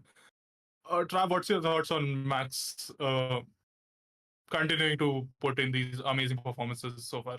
He's just built different, isn't he? Like, being a father won't change him at all, I don't think. That's what Lando joked, right? Saying, "Oh, I wish that maybe slow him down a 10th or 2." But no, it's just different. There's no, there's no Fernando Alonso versus Michael Schumacher. Listen, I know he's got 2 kids, so I knew he'd lift off at Suzuka at 130R all those years ago. Yeah, it's very clearly not going to affect him at all. I think he's just built different in terms that he's just fast in every single discipline as well, because we even saw him like hopping over to do something at the Nordschleife, right? So like he can just do everything and anything. I'm, even as a staunch Hamilton supporter since the very start, I'm not one of those people that truly hates Max. I think he can be a bit of a bitch on track, don't get me wrong, but like he's clearly just a human being that is born to win, born to push, born to race. And I can respect that to a certain degree, right? I'm not going to be one of these people just like truly hate someone just because I like someone else. I think it's very clear that he's probably the best driver in F1 right now. If you put him in the McLaren in Lando's seat up against Piastri, I do think that on average he'd beat Piastri every single race by about a 10, in my opinion. Yeah. Before I throw this to Quack, personally, I think Max's season so far, it's not a very fast car that can compete with the McLarens every single race, but he has the single lap pace to put in these pole positions, even if he might not be able to defend it. Almost reminds me of Leclerc going up against Max Verstappen back in 2023, where he had the pace to get pole positions, but the car just wasn't there in the races to defend it. Quack, do you think there's something to that analogy, and is this more of a 2023 dominance from McLaren or a 2024 dominance that might just go away in a second? I know. I'd probably say 2024. It feels a lot like 24 so far, especially in relation to Red Bull, where it's all just Max trying to pull everything out of a mediocre car. Yeah. And look, things can change. We talked about it earlier. There's upgrades coming. There's the flexi wing thing that's also coming in Spain. I don't know who that benefits or who it's gonna exactly who it benefits or how that's gonna shake things up, but it's gonna shake things up, and it could be things can still get turned on their head. Like even last year we had things get turned on their head. McLaren were probably not the fastest car at the start of the season, but it shifted over time. So a lot can change. But I do. So far, it feels very much like the end of 2024, where Max he's sort of scrapping for podiums and he's scrapping for the odd win, and that's good enough to hanker him on to keep him in the discussion. Mm-hmm. But no, McLaren shouldn't have any issues pulling this together into a one. Honestly, it should be a 1-2 finish in the drivers and constructors. I don't think they're going to be threatened by Red Bull whatsoever. Yeah. So we have a very exciting bit of track action up next. I'll throw this to Quacke again because of the Scandinavian Nordic connection. What? Yeah, sorry. What were your thoughts on the Lego race that we had? And a lot of fans have been saying we should just replace most of the parades and everything with this. I thought it was yeah, exactly. Yeah. Yeah. I thought it was super cool, and like I can't imagine the effort that went into building those cars, because that's gotta be something which has been in the works for years, because that's something which takes so long to do. And obviously, like it's there's a frame and there's like tires and everything, but I remember like going to like Legoland and they had like one car and it was just like a Volvo car, and it was like, and it was like, this is a huge achievement, this is the biggest thing that's ever been built by Lego or whatever, something like that. Like, wow, okay, and this one doesn't even drive, it's just glued together. All right, yeah, I guess that's cool. And here they had 10, I think it was all 10. It was all 10 cars. Yeah. Working Formula 1 cars made out of Lego. That's fucking awesome. Like, and I really liked when they touched it, when they banned me and like the things actually disassembling. Like that's because otherwise it would kind of be a bit like, all right, so you made this out of Lego, that's cool, but it could just have been a plastic tub. Like it could just have been that. But when they actually like bang wheels and like the front wing starts to fall apart like brick by brick, that was actually like so cool. And I wish we had this every race. Yes, I do. Sorry. Go on. You according to F1, I'll just jump in. According to F1, it took about 22,000 work hours to get this all built. Yeah. Like, what was that? Was it Lawrence Barretto's tweet? Something like 22,000 hours, like 500,000 pieces. They weigh at like a ton as well, which is pretty crazy. Exactly. Like something like that. But yeah. I think what was so cool about it is just that the drivers like all just looked like they were 10 years old again. Like as soon as they got into the cockpit, like the fact they were next to each other as well, it was like a dual cockpit. They could just have fun and shout at each other, and like that's the sort of thing that F1 needs to try and like keep thinking. I know it's very hard to continue to innovate with those sort of like pre-race parade things, but like if they just do more things like that actually makes the drivers happy and it's not a chore for them, like that is just so cool. Because even if it's the drivers being happy, and if it's something that maybe the crowds don't necessarily understand or maybe love as much as the Lego cars, they would still feel the joy of the drivers in a more innocent manner, which gives people a nicer view of their personalities. So, like, more of that in the future with whatever way they can think it up. Yeah. I think every race should have a novelty race of some kind, because one of the best clips we've had through the years is the one where Kimi races the lawnmowers. Like, you have these weird things where like they just get something weird and they get something wacky and they make a thing out of it. Like even if you just had a regular go-kart race, that could be cool. Or you could do like something like you have the off-road go-karts kind of things. Or you could do literally anything. You could do whatever. And having like, I don't know, I feel like that could be a really cool novelty thing, and we should have something different like that every season. And if they really wanted to lean into it, it could be cool. Yeah, you could have like a second championship about like, here's all of the fun, goofy stuff we did, and like lap championships, yeah, and then like here's a 3-lap race on a go-kart track. Awesome, let's go. And Yeah, whoever wins Yeah, wins. if you compare the joy on the drivers' faces compared to the Sergio Perez announcement meme from Las Vegas, it's just Oh like God. completely worlds apart. Yeah. Yeah. So, unfortunately for us, though, the leg race ended and we had to return to the regular race. But we had some good track action again. I'll throw this over to Trav. You've been talking about Piastri and his incredible race craft. Oscar and Lando both fought Max in the race to take over the lead of the race. And the way they fought it and the speed at which they were able to get past Max really defined the race in the final results. What do you think the racecraft from Oscar and Lando was like, and how do you compare the two in this particular race? Honestly, I thought Lando did fine. Like he did kind of learn as he went on. But the thing is, Oscar, the Mm, way he went about it was like so cool and composed. He just like yeah. stalked his prey for like 2 or 3 Mm, laps. And then when he finally gets alongside, Max did the classic thing of like brake too late and then come on the radio and say, "Oh, my brakes don't work because you broke like 100 meters too late, mate." Like, come on yeah. now. Like, this is what you do. And when I was watching it live with some friends, actually, I just was like, listen, as I said, I like Max, just to preface this, but like, Mm, but when he braked late and Piastri just like undercut him and then easily yeah. scooted past, I was like, Max, you wanker, because like he does that every single time, bro. Like, Mm. Yep. actually insane. It's just the most obvious strat ever, and Piastri was so wise to it, and that's why I think Hmm. he's gonna win the championship because like he's racing other drivers in the way he knows he should race them, from Yeah. watching so much, right? And he's dealing with Max perfectly so far. There might be a time where they come to blows and things could be different. Every track's different. Every situation is different. Um, Hmm. but yeah, I think Lando took a little bit longer. Yeah. And again, obviously that one where he was kind of pushed onto the curb again, and Max just managed to keep the lead. It's another Hmm. situation where Lando's putting himself on the outside and just knows he's going to get run out of road or crash. Like, Yeah. again, Max puts you in that position to have to make a decision. That's famously what like Brundle would describe about Senna for so many years, right? He'd put you in a Yeah. position where you have to make your mind up. Do you crash or do you go off track and then just Mm, slot in behind? So it's very cheeky and arguably I would say wrong because it makes these battles look like in the F1. I know the F1 game gets a lot of jokes made about it, right? But the AI in the F1 game, they're bad in many occasions, but they race yeah. alongside each other. They actually like let Hmm. drivers Yeah.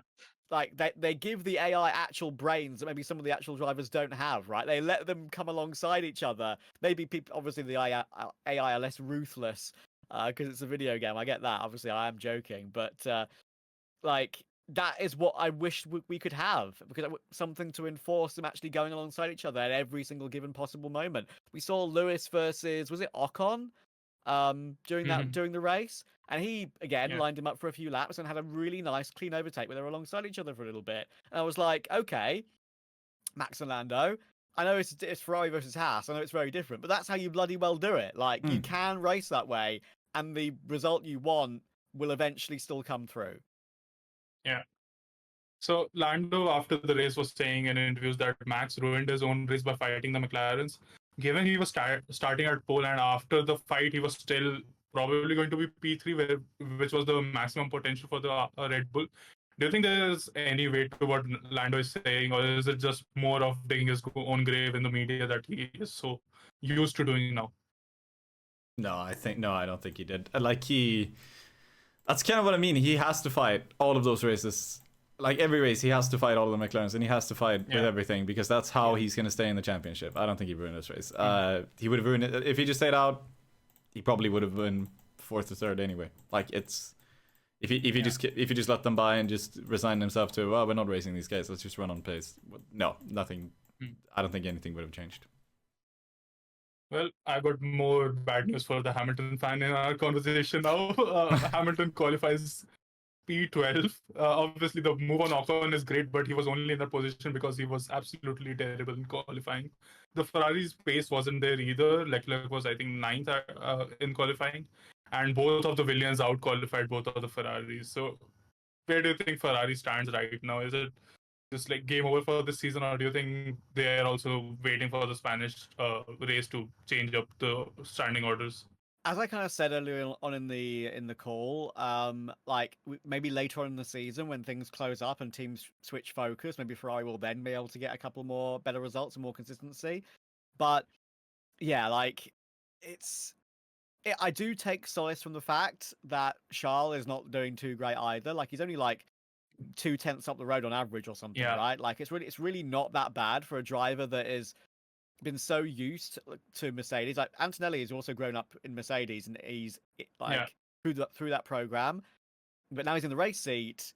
It's like fine because he's been around that program in that system for ages. Lewis has been in the Mercedes system for since 2013, and now he's moving to a completely different set surroundings, completely different engineers, completely different scenario, and he's still like at least near enough Leclerc, considering Leclerc has had that synergy with Ferrari for so long. I think it's fine. Obviously, as a whole, for Ferrari, it's not fine. But I think for Hamilton's pace, it is okay if you compare it to Charles. So look, they're getting beaten by Williams. It's worrying, but it also makes me happy because I like Williams too. Like it's tough. Williams are just making really good moves with their driver lineup, with everything behind the scenes. James Vowles seems to be doing everything right when it comes to like what he says in the media, what he does with his drivers and like announcements and various other press things he does. And Ferrari seem to keep shooting themselves in the foot with what they do on the radio. So yeah, it's. I mean, I think we're gonna get into the team radio thing in a moment. Yes, we are. So maybe I'll just quickly bring it up. The one thing I'm baffled about, and I'll let you guys just take it after I finish this because I've been talking for a while. I think the one thing that shocked me with that team orders thing is that they didn't tell the lead driver first. Like, what are we doing here? Like, you have to tell the lead driver that you're gonna need to let the car behind through, and they seem to do it the opposite way that it should have been done. It was absolutely crazy, and what made me happy, end of the race, Lewis and Charles just like putting their arm around each other together. It's like, bro, like what on earth can we? They don't know what they've been told, like by the team. They don't know what's been said to each other, but they just know, Ferrari moment, you know? It's Ferrari, Ferrari moment, yeah. That actually felt really worrying the way they handled that, because you would. These things are always so. I always get mad. I always get a little bit mad at all the drivers in front when you go, because in almost all of these cases, like, the driver behind is obviously have more pace, and a lot of the time they're correct. Like a lot of the time they're really up in the gearbox of the driver in front, and you probably should let them go. And the driver in front is understandably, but you'd imagine that after having this happen so and so many times, he would find a rationality in it and be like, all right, if he is so much faster, just let him go. Let's let him try. But they're always pushing back on it. It's always a little bit upsetting. But yeah, I can't remember a time Hamilton has said anything like this on the radio. Like they were so good, man. That was so fun. The one-liners he was dropping was insane. Yeah.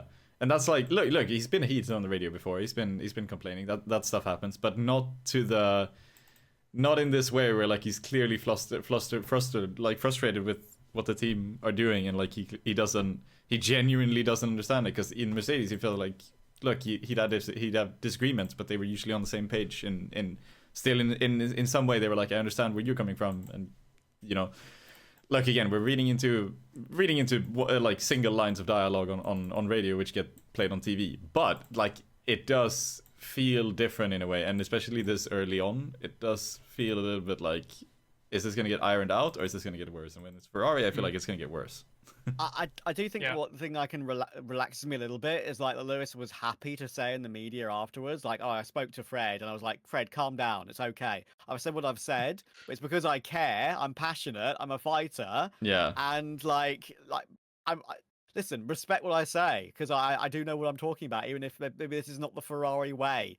Back in the old days, wasn't it? Who was it? That was fired again for like talking about how shit a Ferrari? Was it Niki Lauda? I can't remember. I don't think he was fired. It was just years. It was that like famous point where like they got fired for saying that the Ferrari was a shitbox or something, right? So it's not going to happen in the modern era, but maybe just Ferrari don't like that sort of comment on the radio about the team's decisions. I don't know. Yeah. So in the whole Ferrari scenario, the thing that surprised me the most was I was one of the people who praised Hamilton after China for suggesting the swap on his own and being ready to do it even if it compromised his race. Same with Leclerc here. He did the swap when he was asked to, and afterwards he was saying that we don't need to solve the positions back if it allows us to catch Antonelli. When the drivers are playing the team game better than the team itself, it just shows that Ferrari is just not managing this situation very well. They have all the tools ready. They have the drivers who are willing to perform whatever the team needs, but they just aren't able to make the decisions when they need to. Hamilton had a massive tire offset compared to Leclerc. He should have been the car in front and he should have been allowed to race. Instead, they let both of them squabble around. They let Lewis overcook his tires. Then the same thing happens to Leclerc when they swap those around. I think it's just completely pointless, and it's making a bad season even worse than it has to be. Yeah, see, he had tires to use, Lewis. Like people will Yeah. say that the haters will say, "Oh, Lewis didn't even pull away when he got through." Yes, because he used up the tires like enough already. I agree. Maybe if it was a Max, like you can argue, maybe he would still make those tires work to a certain extent and would have been able to pull away a little bit more. That's a different era. Sorry, different driver conversation. But like Lewis had an opportunity to use the tires. Would he have caught Antonelli? Yeah. Would have been close. I'm not so sure. But like at least give him the best chance possible. And for the drivers to be able to realize that, as you say, in front of the team, is a little bit worrying. I think the only thing that does is say, as I mentioned to you, like give me solace, is the fact that they seem to be still on good terms. And I don't think like Charles and Lewis will, unless they're in a championship fight at some point, will ever like properly fall out. I don't think. Like they'll maybe have like those little mini arguments like you would see Lewis have with George, maybe about that when they were sort of battling like Suzuka a couple of years ago. But I think Lewis has reached a point where he's like so zen, like with other drivers. Already with his team, that's when he'll be a fighter. That's when he'll be passionate. That's when he wants to deliver the best possible result for himself and the team. When it's other drivers, it's like, look, I'll just take it as it comes, say what I say, move on. It's all good. Yeah. So finally, we get to the closing parts of Miami. Quack, this one's for you. Oscar was 36 seconds up the road from the next non-McLaren car, which was Russell. Uh, that is probably the most dominant we've seen this McLaren be all season long, and that is up there with some of the best races of 2024 and 2023 in terms of the gap to the leader. Is there anything that can slow Oscar Piastri down now? Do you think the pressure of fighting a championship against someone like Max Verstappen will eventually catch up to him? Because right now he looks completely unfazed. He seems to be impervious to pressure, so I don't think the pressure is what's gonna get him. He's kind of new in this, so it definitely could, but like, I don't think so. It hasn't affected him yet, so I don't see why it would now. I think he looks set to take it now. He looks set to carry on. The thing that could throw a spanner into the works is mechanical. Like we talked about that we have upgrades for Spain. We have the flexi wing kind of thing is also happening in Spain. So Spain could be like a pivot where we see some cars get faster, some get slower. With the Red Bull upgrade, we don't know what's happening there. And again, McLaren are probably going to respond in some way. So things change, but that's also speculation. As it looks right now, he's set to, at least until then, he's set to carry on like this. I feel like there's low odds on him winning everything. That's a wrap for the Miami weekend as well. I think before we jump into the quick fire season overview questions, I think we can take a short break and come back to it. We can. Cool. So now that we have gone through all the races from the season, we are 25% through the season itself, 6 races out of 24. So we can do a quick season overview. So what we'll do is we'll pick a driver that we are excited to talk about, and we can see where the conversation goes from there. Let's start with Trav. Who's the most surprising or the driver you want to talk about the most? I think the most surprising for me will just be how decent, also how quick up to pace Antonelli's been, or Antonelli's got, right? Because I think, it's a very fair argument that while the prediction from Quacke was a little bit crazy about how he did over the course of the season, there is a fair argument that he could have been pretty lagging behind throughout the entirety of the season, and maybe we'd talk about a bit more of a No, he could have a season like Lewis had in one of his worst Mercedes years, right, against Russell. Not one of his better Mercedes years when it was like 2023, 4, I think was Lewis. No, 3. Let's do was Lewis's better season, right? Yeah. But yeah, I think he's done really well. Got to pace really quickly. First couple of races took a bit of a learning curve. And I'm honestly so happy to see him performing this well this quickly because I think there was always a risk when you're that young coming into the sport as well that you could just not be built for it. Like in the other lower formulas, sure, maybe he was, but I think it's great. And I think that I'll give an honourable mention to Isaac Hadjar. One, for being a lot better than I think he was going to be as well. And also bouncing back after just being in tears and having to have Hamilton's dad comfort him after the first race to now being almost Tsunoda level when Tsunoda was on RB. Yeah, exactly. I think Hajar is like really a testament to the failures of the Red Bull talent system, as opposite as that may seem, because going into this season, the Red Bull talent farm was essentially saying that we don't trust Hajar. We are putting him in because we just don't have anyone else there. And suddenly, the moment Sonoda's out of the car, even before that, even from the second race onwards, he was looking absolutely nailed on. And he has just been putting in the exact same, almost the exact same level of performances that Sonoda would, getting the occasional points finish and giving RB a leg to stand on in the midfield battle compared to someone like Sauber, especially.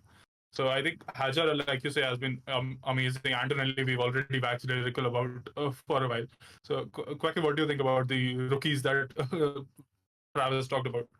The rookie, like Antonelli, like the fact that my hot take, I still think it has some slight merit to it being having been possible. Is the fact that Lawson doing exactly that. Lawson had that really shitty start. He had a really difficult start. And look, he even has more experience. He had more experience. So like, yeah, it's really hard to get thrown into the deep end like this. Hadjar, I mentioned him earlier. Like he's absolutely blowing it away. I feel like so far. And things can still change at the end of the season. Maybe we look back and things, the tides have turned, and it's gonna be different for him. It's gonna be difficult. And then we have some other rookies as well. Like I think Behrman has been solid. He's been showing a lot of stuff. Showing a lot of good stuff there. I actually think my biggest surprise this season, if I had to pick one, is Esteban Ocon. Because I thought he was going to be gone this year. I thought he was going to do 1 year at Haas and then basically leave the sport. Because I didn't think he was going to be this good. But he is... Like, he's had quite up and down season. But the P5 in China, obviously helped by the disqualifications ahead of him. But... yeah. Also then the P8 in Bahrain, which is on merit, and like he's in a solid car. Behrman is also scoring points. And even then like P14, P12, P13, that's closer than I thought he would be in this car, because I've never been much of an Ocon guy. I feel like he had rare peaks where he would have really good pace and then do really good with that, but he'd also, most of the time, I felt like he was making too many mistakes and he wasn't quick enough to make up for it. But slotting into Haas, it feels like he's kind of just like going at a steady pace and he's making the most out of the car. He's not making those mistakes, and that's probably the biggest surprise for me, to be honest. I thought we might not have Ocon on the grid next year, and I think so the way he's doing so far, it's really good. Yeah, I'll jump in on the Haas conversation there. Personally, I have been actually underwhelmed by Ocon in like if we flip the tables, because you are coming at it from a sense of that he might drop off the grid next year. I am looking at it in the opposite sense, that it's a race winner going up against a rookie. Like the fact that Ocon has not been able to even statistically gain an advantage over Behrman across the 6 races so far, I think that just shows how good Behrman is and like what the future may hold for the Ferrari Academy Junior. Yeah, Behrman is also one of the more surprising rookies, I think. A lot of people would have looked at him and said that, like, obviously this guy's quick, obviously he's going to do good. But again, he's in a Haas. It wasn't unreasonable to think Haas might be the slowest car this year. Definitely one of the candidates for that. They're doing really well. Yeah. And he's gaining quite consistent finishing positions as well. Looking like he had the P8, P10, P10, 14 and 13. This is very consistent for a rookie. Yeah, it's very... Yeah. Ocon has much more variance. Ocon has a both a higher peak and a lower bottom. So everything's going well for Behrman in that sense. But I'd still give it to Hadjar as the most surprising rookie, because again I thought he might have been the slowest rookie going into it, and then also Ocon, because I felt like that was a bit of a nothing. I'm gonna check actually. I think I did a prediction with a friend. Yeah, I put Ocon 18th in the championship overall. I did not think he was gonna be this good in my prediction. Yeah, Trav, what do you think about the Haas boys? Honestly, quite happy with the lineup. I think it's just a mixture of experience and youth. I think is great. You always kind of need that in a team. I've liked Ollie Behrman since kind of the beginning, when he had those stand-ins for Ferrari. I think for me, like, you kind of know a driver has got something about him if he like immediately gets thrust into an incredible situation as a teenager and does well. And that Ferrari instance was obviously the race where like he really was very, very solid. Sort of, as I say, thrust into the last second. And it comes to the future, I think it's a good future because, as you say, he's already got consistency. And in time, when you mature, you'll get more top-end pace, I feel like. So I think they're in a great position. Ocon, I got no idea about what his career feels like right now. Kind of on board with Quacke on that one.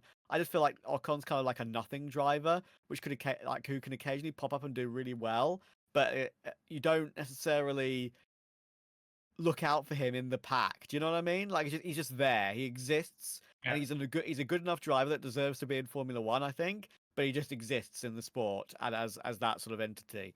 So I don't really have too much to feel about Ocon, but I think he's doing a good enough job, and I think Haas are in a good enough position to fight for the points, because that midfield is this year very, very scary in terms of how close it can be. And there was one or two qualifying sessions where there was like 6/10 between 5th and 18th or something, like if that, maybe even less than that. So yeah, it's that they need to. The fact they've got that driver lineup, I think, is a good thing for them. Well, you guys picking those rookies and those drivers leaves me in a bit of a pickle for my rookie pick, considering I have to choose between Bortoleto and two people who've been dropped from their cars. So I guess we'll talk about Gabriel Bortoleto a bit. I think the times when he's outperformed Hulkenberg, especially in qualifying, have been great. But I think he is showing that rookies are supposed to be a bit raw when they come to F1. The car might not be there at all most of the time, but I think he has been making slight mistakes on top of it, which have kind of made him anonymous across the 6 races that we've seen. Yeah, I haven't really thought about him whatsoever. There was that one crash or sort of spin where he ended up with I think both him and Hulkenberg ended up in China at the hairpin. He spun in Melbourne as well in his debut, right? Yeah. Like during the rain. So it's middling, right?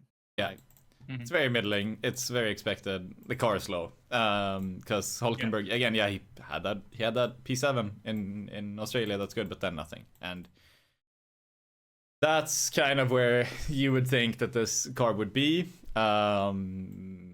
Maybe next year. They are definitely pulling everything into 2026 with Audi coming in, I would imagine. I think this year is going to be very much written off, and Bortoletto's probably going to have a rookie year similar to where we had Mick and Mazepin in 21. Like, just pedaling around, knowing from the start that focus is on next year. He's got that contract secured. Like, there's a good sense of security, I think, for Bortoletto having come in with that 2-year contract. To basically this season can be middling. Well done, Fernando. Yeah, he can come in and he can be middling and he can try new things and he can try to find his feet in the sport, and that's good for him. Well, to round out the driver chat, I think I have to continue my apology train for this driver. From the start of the season, I've been kind of down on George Russell, but like from the first race, he's been proving me absolutely wrong. So apologies to George Russell again. And what is this man doing? How is he so lucky or so impeccable that he just doesn't make a mistake, overtakes almost nobody in the entire race, and this just ends up in P3 every single time? I think he's been top 5 in every single competitive session that has been held this year. Every session? Wow. What do you think about the British team? Yeah. Okay, that's impressive. I think the thing is as well, like he's just got so much synergy in the car, having been there for a couple of years now. Like he knows exactly what is kind of the limit and what's beyond the Yeah. limit, so he can really push it. What I will say is I think that he's kind of reached a point where he's this consistent during the races. Usually, like it was more qualifying where he was, always up there, and the races maybe he'd fall back a little bit. I think now he's almost at the peak of his career, and I do wonder, like, unless he gets a car that's actually dominant, if he's ever going to like win a world championship. I think what I've heard is that Mercedes obviously is doing. They've got really good progress in terms of their development for next year. Yeah. Could have the best engine. If that's the case, I would actually think that he would have a great chance. I would favour him. Purely off of this performance this year so far, because he's arguably got a worse car if you compare, like, I think maybe Mercedes have a better car than Red Bull, but him in a Mercedes, but comparing the peaks, him in a Mercedes is maybe slightly less compared to Max in the Red Bull. So the fact that he's still there or thereabouts nearly every single race, the fact that he's actually like in the championship hunt, crazily, right? Like he's been that consistent, and other drivers have been like having mistakes and fighting in between themselves. I don't think we're gonna have some crazy season where like a driver can pull off a Keke Rosberg and win without winning. But like I think he's gonna be a lot higher in the championship by the end of the year than people will think. Yeah. I'm gonna points wise as well, not just position wise. Yeah, it's a little bit deja vu because 22, his first year in Mercedes, 2022, he was P5 or better in all of in the first 9 races, which was a really solid level, and then hit the British Grand Prix and retired. That's a really solid level. He maintained much of that for the rest of the season. He only had the odd race off. And he got the first victory for Mercedes in that year at Brazil as well. So far he's maintaining that. He's top 5 in 6 races straight. Apparently even every session, which is kind of insane. But he's always been up there. He's always been a solid points finisher. There's not a lot of dips since he joined Mercedes here. He ends up in the championship fight again in that 2022 year. After that 9th race in Canada, that 9th straight race, he was P4 in the championship, well over half of Mercedes' points, and that's with Hamilton on the other side. So that's quite a different beast. So he is that kind of sneaky performer where he's just gonna kind of end up out of nowhere. And again, like Austria last year, that's how we got the win in Austria last year. I was about to say that. Just picking up these cheeky wins when the actual championship contenders just crash. So just hanging back. That's sort of his driving style, and kind of works out for him. Yeah. So Quack, what you're saying is that he's essentially a better Stroll.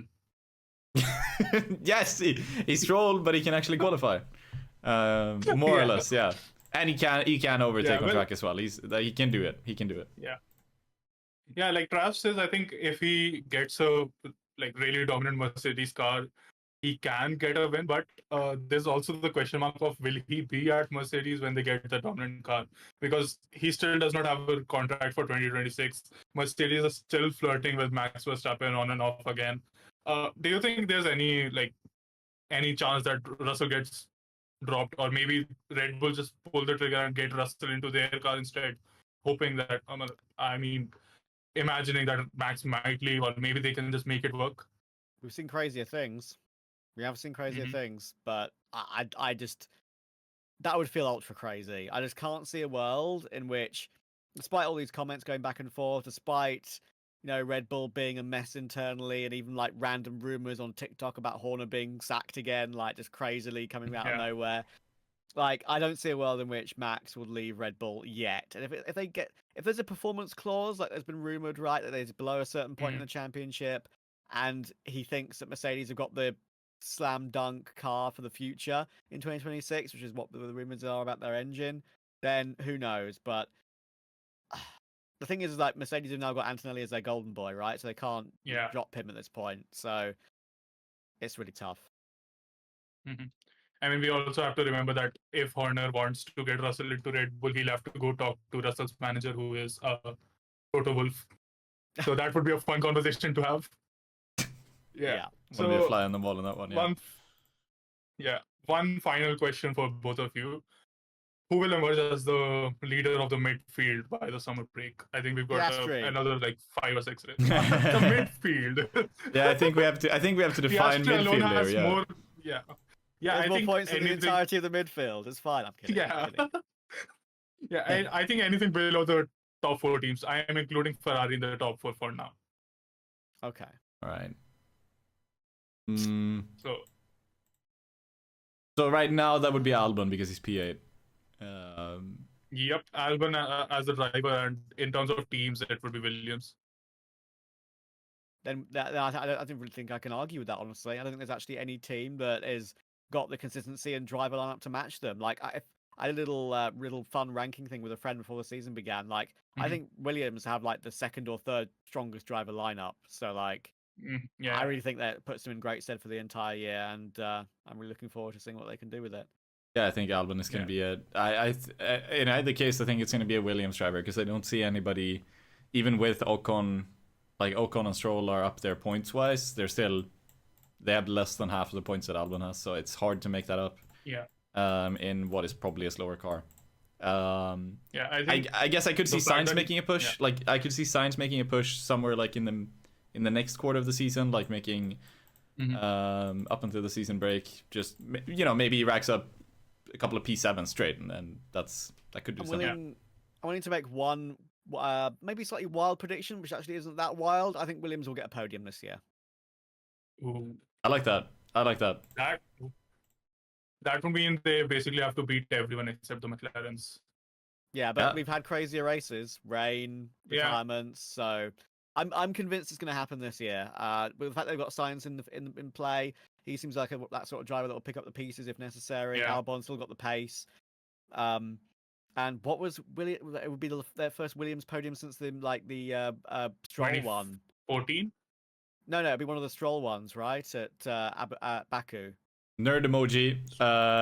Russell in Belgium, 2021. Oh, of course, yeah, the non. Technically. We don't count that. Whatever you say. Actually, it was Belgium. Actually.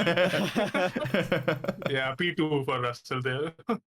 Yeah, I think there's very little to contest with the Williams leading the championship by the summer break at least.